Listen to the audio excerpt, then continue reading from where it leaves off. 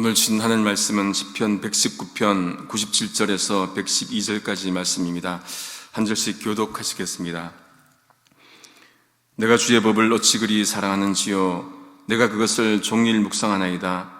주의 계명이 항상 나와 함께하므로 그것이 나로 원수보다 지혜롭게 하나이다.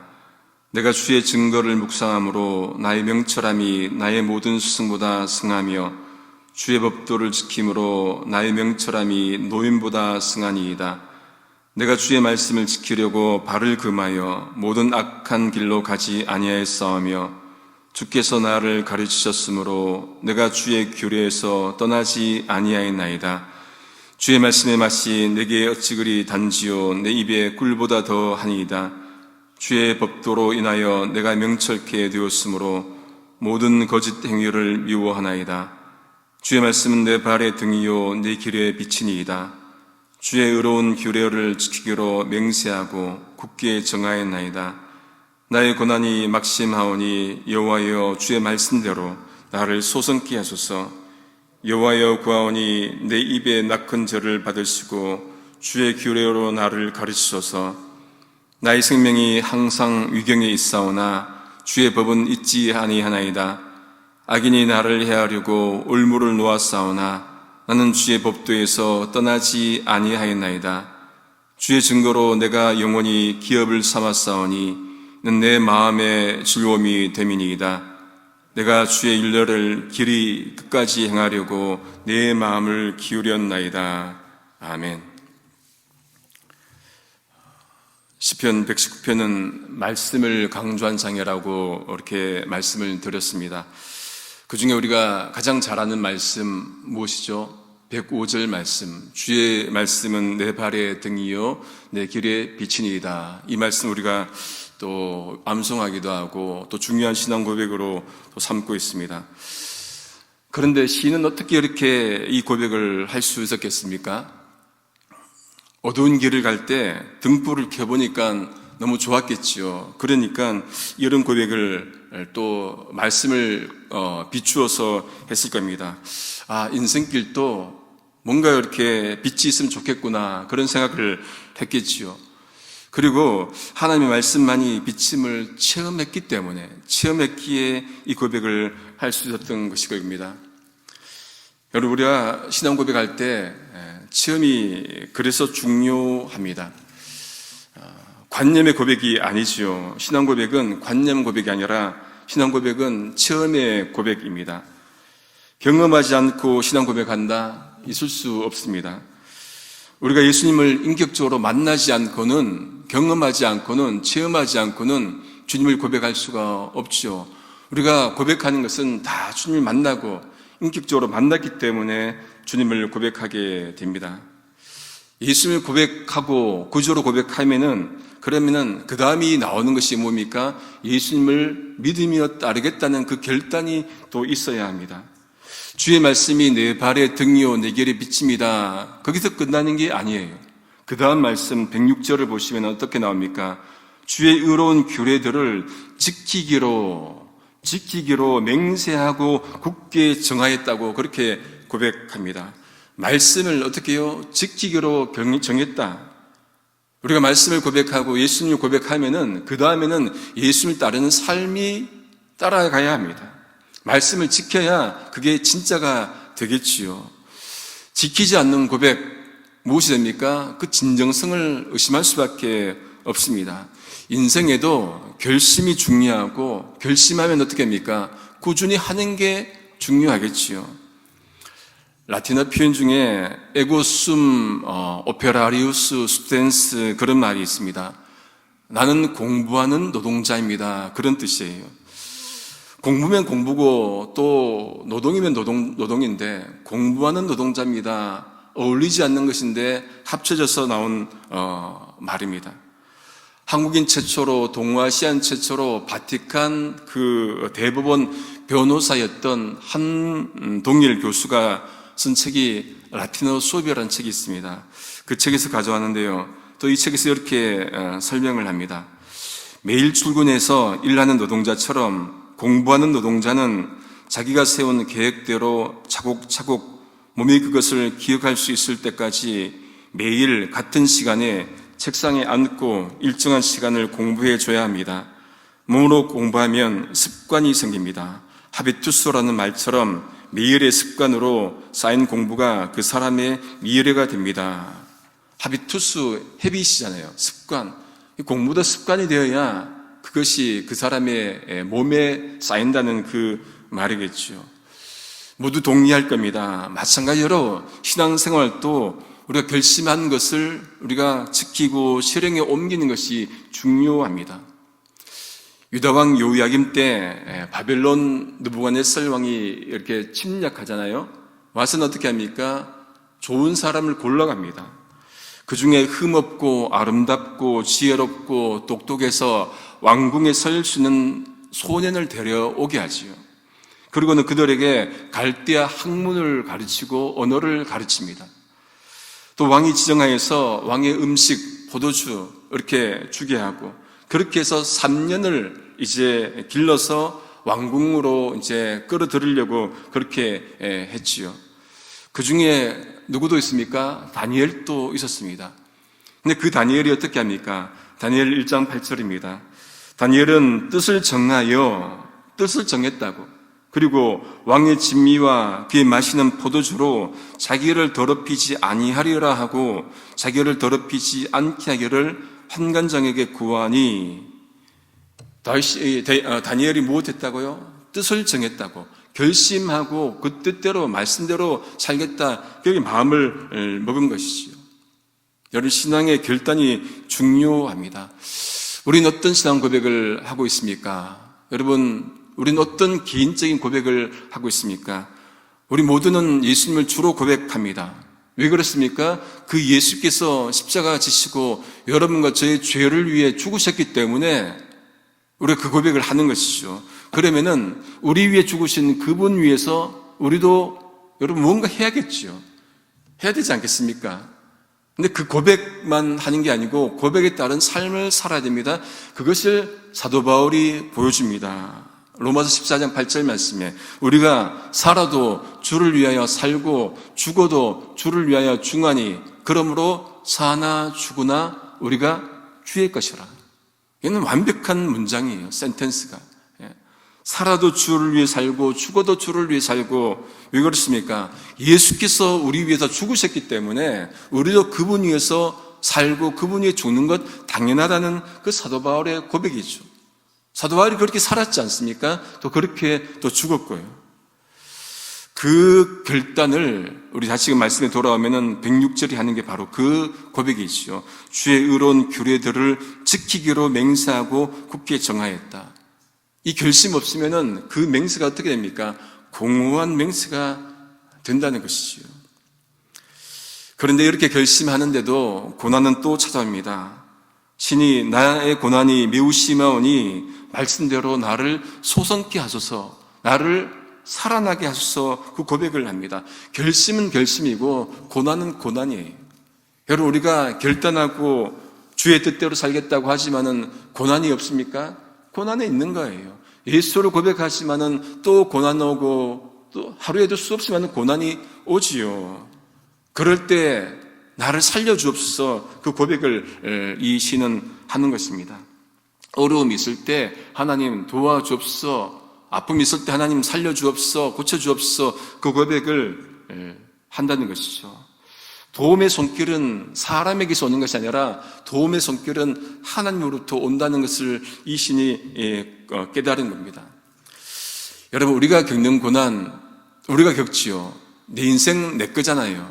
그런데 내 인생인데 내 고난을 내가 해결을 못해요. 여러분 고난을 여러분 스스로 해결할 수 있습니까? 못합니다. 그러니까 우리 인생은 우리 것이 아니에요. 우리가 내 인생 같지만 내 인생이 아니기에 전적으로 주님께 도움을 요청해야 합니다.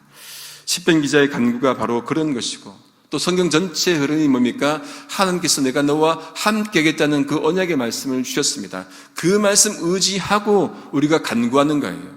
괜히 간구하는 것이 아니라 말씀 주셨기 때문에 그 말씀 가지고 우리가 간구하고 기도하고 호소하고 그렇게 하는 것이겠죠.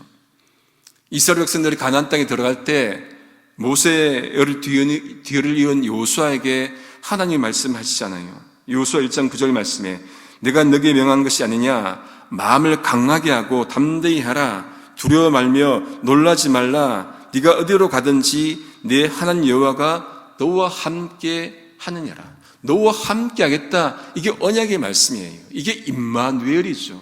이 말씀 의지하고 내가 함께하니 두려워 마, 내게 함께하니 걱정 마, 이 말씀을 우리가 받으면은 두렵고 어려움이 있을 때 어떻게 합니까?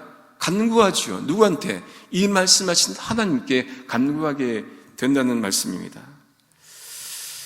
시인이 그렇게 살려달라고 간구한 다음에 108절을 보면은 여호와의 구하오니 내 입에 낙헌제, 다른 번역본 보시면 내 입이 드리는 자원제물을 받으시고 그렇게 간구합니다. 낙헌제, 입이 드리는 자원제물, 첫 번역으로 보시면은 내가 기쁨으로 드리는 감사의 기도, 그렇게 번역하고 있습니다. 하나님 만나고 말씀을 우리가 내 발의 등이요 빛이요 고백하고 나니까 어떻게 됩니까? 낙헌제, 기쁨으로 드리는 감사 기도가 나온다는 겁니다.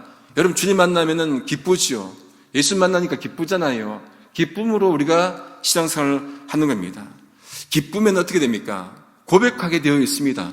좋으면 고백하게 되지요. 어떻게 해요? 자기 언어로 고백하게 됩니다. 하다못해 어느 식당 가서 맛있으면 어떻게 해요? 아, 그 집 맛있더라, 맛집이더라, 그죠? 그렇게 말하잖아요. 그러면 그 사람이 또 가게 되고 좋으면 소문을 냅니다. 그게 입소문이에요. 저는 이찬수 목사님 설교를 좀 오랫동안 듣고 있는데 최근에 들으니까 드라마 얘기를 좀 하시더라고요. 폭삭소가수다 보셨나요? 예, 저도 몇 번 봤는데 계속 말씀하니까 앞부분을 좀 봤는데 하다못해 드라마도 좋으니까 막 이렇게 얘기를 하잖아요. 자기 입의 언어로 고백하고 듣는 것. 그런데 입의 언어가 값싼 시대가 되어버렸습니다. 예, 입의 언어가, 그렇죠? 그런데 사실은 입의 고백이 굉장히 중요합니다. 로마서 10장 9절 말씀입니다. 네가 만일 내 입으로 예수를 주로 시인하며 내 하나님께서 그를 죽은 자 가운데서 살리신 것을 네 마음에 믿으면 구원을 얻으리라, 그렇게 말씀을 합니다. 내 입으로 예수를 주로 시인하면, 이게 지금의 시대는 굉장히 값싼 고백이 되어버린 거예요. 근데 언젠가도 말씀드렸지만은 이때 당시에 이 고백은 뭡니까? 목숨 걸고 하는 고백이었습니다. 목숨 걸고 로마의 압제하에서 목숨 건 고백이었기 때문에 굉장히 값비싼 고백입니다. 우리 정말로 주님을 고백한다면은 이 입의 고백, 그렇죠? 즐거움의 고백, 즐거움의 기쁨, 감사기도, 기쁨의 자원제물, 낙헌제를 드릴 수 있기를 소망합니다.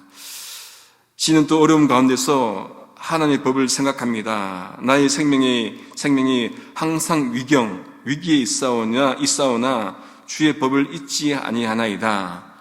어려움이 있을 때 어떻게 해요? 말씀 잊지 않겠다, 법을 잊지 않겠다, 이게 정답입니다. 그러면 여러분 어떻게 합니까? 정답이 우리 삶 가운데 작동해야 정답이죠. 근데 정답은 아는데 정답이 작동하지 않으면은 그것은 여러분 오답이에요. 어떤 의미에서는 오답보다 더 오답이다 할 수 있습니다. 말씀이 정말로 우리가 살아있다고 고백한다면은, 그러면 그 말씀을 잊지 않는 것을 우리가 고백하고 잊지 않도록 노력을 해야겠지요. 근데 여러분, 이 말씀이 작동하지 않으면은 무엇이 찾아옵니까? 허무함이 찾아와요. 이 인생은 이런데, 말씀은 저런데, 이게 갭이 생기죠. 언밸런스가 생깁니다. 그러면은 허무해요. 이게 진리가 아니네? 진리라고 한다면은 적어도 인생에 와야 되는데 오지 않으니까 허무하죠. 그리고 난 뒤에 나중에 어떻게 합니까? 자기 합리화를 합니다. 인생은 인생이고 진리는 진리고 다른 거야. 그렇게 자기를 합리화하죠. 아닙니다. 붙잡아야 됩니다. 말씀이 잊지 않기 위해서는 그 말씀 붙잡아야 되지요. 그렇게 해야만이 정답이 됩니다. 그렇게 시인은 고백하고 말씀 떠나지 않겠다, 그렇게 또 고백을 합니다. 그리고 마지막으로 와서 111절, 112절에 보면은 시인이 주의 증거들로 내가 영원히 나의 기업을 삼았사오니 이는 내 마음의 즐거움이 됨이니이다. 그렇게 고백을 합니다. 여기 주의 증거가 무엇입니까? 주의 법도, 주의 율례, 말씀, 즉 주님의 진리입니다. 그것을 영원히 삼겠다. 가장 중요한 것이죠. 여러분, 기업은 가장 중요한 소유물입니다. 그렇죠. 그러면은 여러분 가정에서 가장 중요한 유산, 가장 중요한 소유물은, 기업은 무엇입니까? 돈? 아니면은 명예? 사회적 신분? 그런 것 아니죠. 하나님의 말씀이어야 됩니다. 우리 삶 가운데, 여러분과 제 가정 가운데 가장 중요한 기업은 하나님의 말씀이어야 합니다. 그것이 우리 가정을 살리고 그것이 우리 각자를 살리는 것이죠. 신은 그렇게 말씀을 기업으로 삼고 한다면서 어떻게 고백합니까? 자신이 주의 율례들을 끝까지 영원히 행하려고 자기 마음을 기울였다. 그렇게 고백합니다. 여러분, 두 가지 선택 중에 어느 쪽을 선택합니까? 마음 가는 쪽으로 선택하게 되어 있어요. 마음이 기울인 쪽으로 선택하시오. 그러면은 이 말씀 가운데는 의지적으로, 의도적으로 마음을 기울여야 됩니다. 어디에요? 말씀 앞에, 말씀에, 다른 것도 아니고 하나님의 살아있는 말씀에 우리의 마음을 기울여야 되죠. 하루에도 수많은 선택지가 있는데 그런 가운데 어떤 걸 선택할까? 말씀에 비추어서 선택해야 되겠죠. 그러면은 마음을 말씀에 기울여야 한다는 것입니다. 말씀을 정리합니다. 수없이 듣는 말씀, 수없이 많은 말씀이 부족한 시대는 결코 아니죠. 그러면 어떻게 해야 됩니까? 그 말씀을 오늘 내 삶 속에, 삶 가운데 살아내는 삶이 있는 신앙생활, 삶이 있는 생활신앙, 그것들을 우리가 해야 할 것입니다. 그것이 말씀을 말씀되게 하는 길이요, 말씀을 살아있게 하는 길 아니겠습니까? 작은 것이라도, 한 말씀이라도 들은 말씀을 오늘 삶 가운데 지키고 살아내는 우리 모두 될 수 있기를 성부성자 성령이신 삼일체 하나님 이름으로 소망합니다. 기도하시겠습니다. 하나님 감사합니다. 하나님의 은혜로 하나님을 믿고 살아가게 하시니 감사합니다. 하나님의 은혜로 하나님의 말씀을 믿고 살아가게 하시니 감사합니다. 하나님의 은혜로 하나님의 말씀을 믿어지게 하시니 감사합니다. 그 말씀, 생명의 말씀으로 이기고 우리 삶 가운데 말씀대로 살아가려고 우리의 마음을 기울이게 하여 주시옵소서. 주님의 말씀은 우리 발의 등이요 길의 빛이오니 어두운 인생길을 좌절하지 않게 하시고 주님께서 함께 하신다는 언약의 말씀을 굳게 믿고 지키며 살아가도록 역사하여 주옵소서. 예수님의 이름으로 기도드립니다. 아멘.